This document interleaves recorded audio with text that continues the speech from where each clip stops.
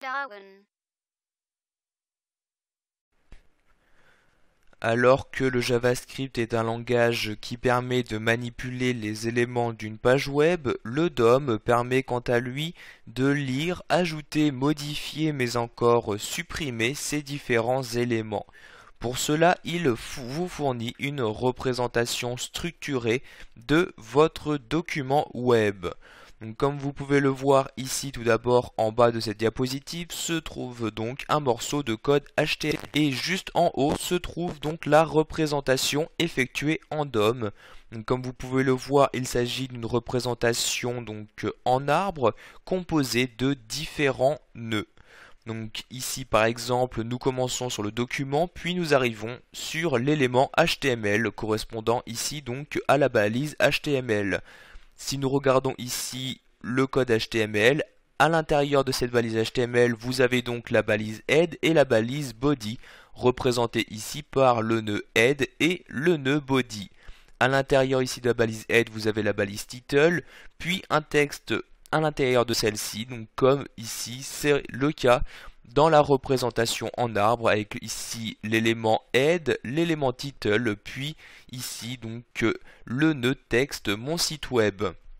Vous avez de même ici à l'intérieur de la balise body, vous avez une div, à l'intérieur de cette div vous avez une balise h1 composée donc d'un texte, d'un élément spam, d'un texte à l'intérieur de celui-ci, puis d'un point.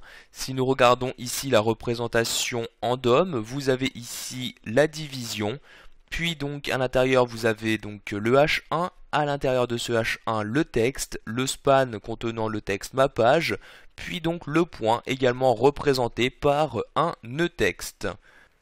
Nous allons maintenant voir comment accéder aux différents éléments souhaités en DOM. Pour cela, je vais ici me rendre sous mon éditeur comme ceci. Donc comme vous pouvez le voir, nous allons ici utiliser le même code HTML. Je me rends maintenant dans ma feuille de script où se trouve déjà une fonction et c'est donc grâce à celle-ci que nous allons ici tester donc les différentes commandes utilisables en DOM. Donc dans un premier temps, vous devez savoir qu'il est possible d'accéder à un élément via son ID. Par exemple, ici je souhaite accéder donc à la balise H1, je vais donc me servir de son ID titre 1. Donc pour cela, dans mon script, je vais commencer par saisir document pour bien évidemment donc travailler dans mon document. J'insère ensuite le point et maintenant je vais saisir donc getElement by ID. Vous allez ensuite préciser donc cet ID donc en ouvrant les parenthèses et les guillemets. Donc ici il s'agit de l'ID titre 1 comme ceci. Je peux maintenant fermer les guillemets et la parenthèse. Donc bien évidemment ici cette commande donc getElementById ne va vous retourner qu'un seul élément, donc un ID étant unique et applicable que sur une seule balise. Vous pouvez également accéder à un élément via son nom. Pour cela, donc vous ressaisissez, vous réinsérez un point et maintenant vous allez saisir getElements. Donc vous rajoutez cette fois-ci un S à elements car cette commande va vous retourner cette fois-ci donc une collection d'objets. En effet, donc un même nom peut être utilisable sur plusieurs éléments. Donc ici getElements by name comme ceci. Donc vous devez bien faire attention à respecter la case, donc majuscule et minuscule, et le nom vous allez faire comme l'ID, vous allez le préciser donc ici entre les guillemets dans les parenthèses. Enfin, vous allez pouvoir accéder à un élément via son nom de balise. Donc pour cela, vous ressaisissez un document et ici donc vous allez faire getElements by tag name. Ensuite, vous insérez donc les parenthèses et les guillemets. Par exemple, ici, je souhaite accéder donc à une balise P, donc la balise paragraphe. J'insère donc ici le P. Si dans votre document, vous en possédez plusieurs, vous allez préciser laquelle vous souhaitez d'accéder. Donc, vous allez préciser ici le chiffre entre crochets. Vous souhaitez par exemple accéder à la première, vous allez insérer un 0 comme ceci. Une fois l'élément sélectionné, vous allez pouvoir accéder à ses parents, frères ou sœurs ou encore à ses enfants. Par exemple, ici, je suis actuellement donc sur l'élément utilisant l'ID titre 1 et je souhaite accéder au premier enfant de cet élément. Pour cela, je vais faire un point et je vais saisir ici point first child comme ceci. J'accède maintenant au premier enfant. Vous allez pouvoir de la même manière accéder au dernier enfant en remplaçant le first par last. Donc je n'ai juste ici qu'à faire un point last child de cette manière. Enfin, si par exemple ici l'élément possède plusieurs enfants et vous souhaitez accéder à celui du milieu, vous n'allez pas utiliser ni first child ni last child, mais vous allez utiliser donc child node.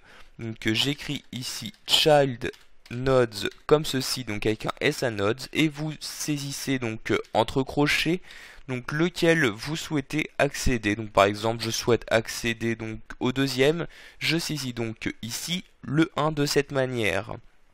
Vous pouvez également, comme je l'ai dit plus tôt, accéder donc à un élément parent.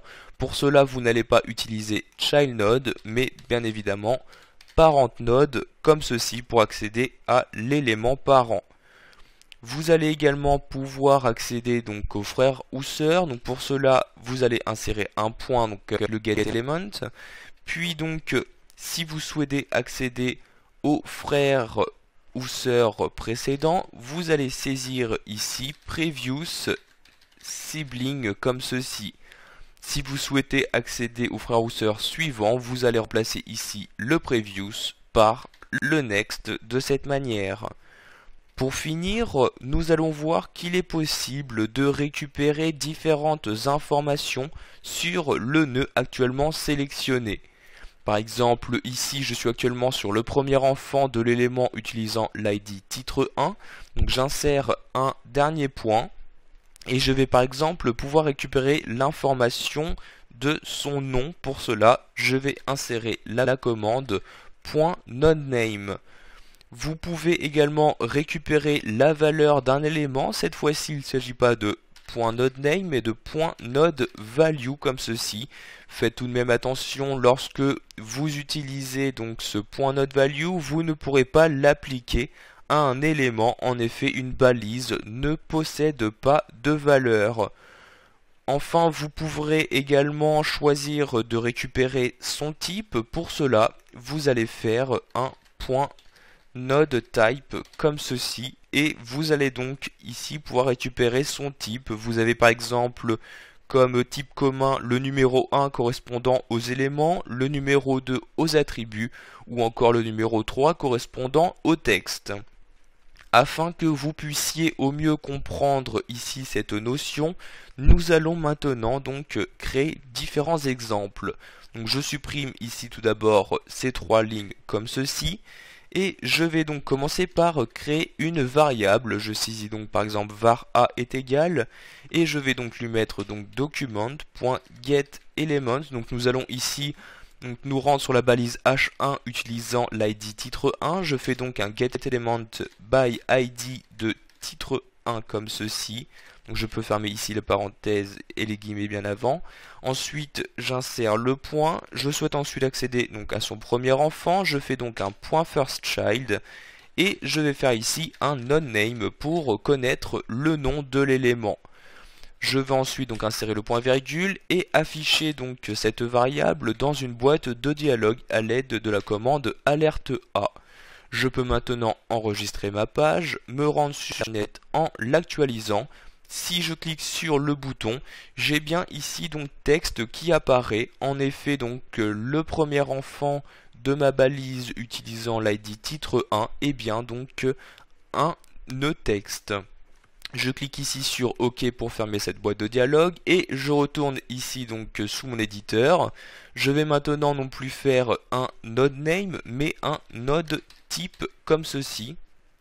Si je reteste donc ici ma commande, donc en retournant sur ma page, en la réactualisant et en cliquant sur ce bouton, j'ai cette fois-ci le 3 qui apparaît, le numéro 3 correspondant bien donc au type texte.